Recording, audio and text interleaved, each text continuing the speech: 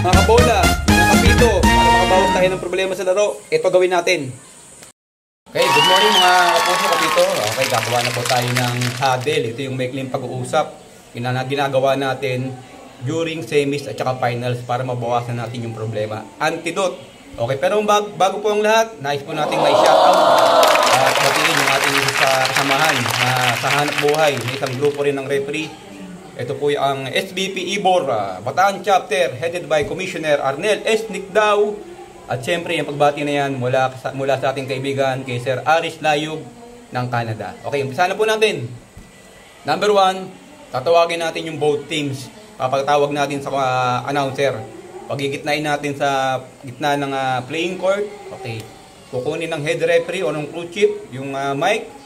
Hanggat maaari, malakas yung sound para dinig lahat ng crowd, especially ng audience. Okay, ito yung number 1. Okay, congratulations, both team made the best man win. Gagawa tayo ng konting paalala, gamot sa remote. Okay, dahil baka mamaya, pag nag-umpisa yung game natin, mas marunong pa kayo sa committee, mas magaling pa kayo sa referee. Problema yan. Okay, 5 protocol. Number 1, basketball. Basketball is a physical game. Ulitin po natin. Basketball is a physical game.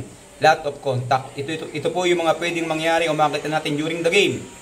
May masasaktan, may mananakit, may mapipikon, may aksidente, at may insidente.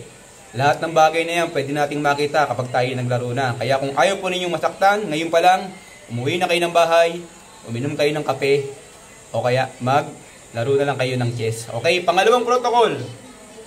Yung bench decorum natin, hindi pwedeng mabago. Kahit ito ay semis tsaka finals, during the game, ang pwedeng tumayo sa ating bench area, coach, assistant coach, take note, pero hindi pwedeng sabay. Dahil pag dalawa nakatayo, ground for technical. Merong isang mahalagang papel.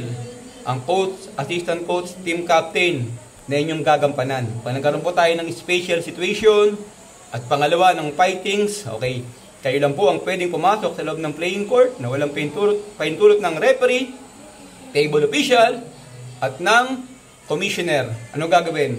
To maintain peace and order para umawat, sasawatan ng problema. Okay, kapag pumasok, yung mga player na non-active player, yung po nakaupo sa bench area, pumasok sa loob, okay, yan po ay umawat lang. Take note, umawat lang.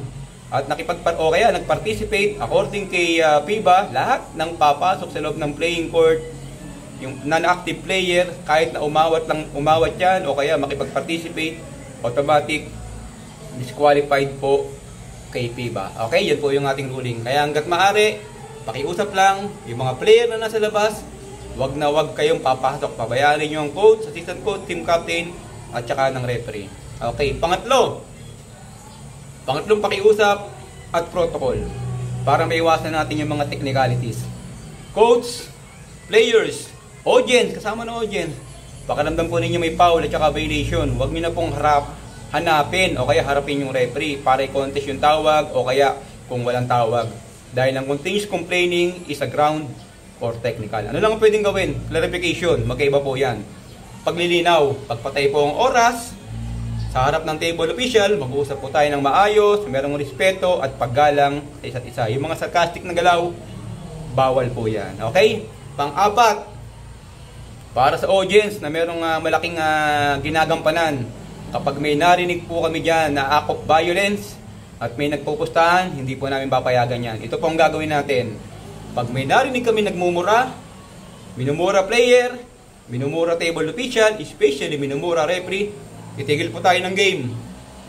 Palalapitan po namin kayo kay commissioner na may kasamang tanod o kaya may kasamang pulis. Palalabasin po namin kayo ng playing court o kaya pauwi namin kayo ng bahay. Bakit? Pag pinayagan po namin ng act of violence, baka mamaya magkagulo tayo.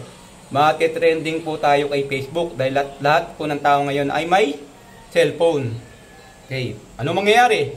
Mapapaya yung nagpaliga, mapapaya yung barangay, mapapaya munisipyo, mapapaya yung referee kinuha nyo dahil pinabayaan po yung act of violence. Okay?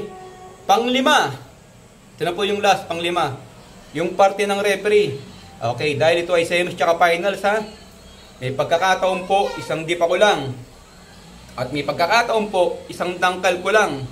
Pwedeng pumiti yung kasama kong referee, parang kayan. Pwedeng gumawa ng play, pwedeng pumasa, pwedeng tumira, kahit saan. Teamwork.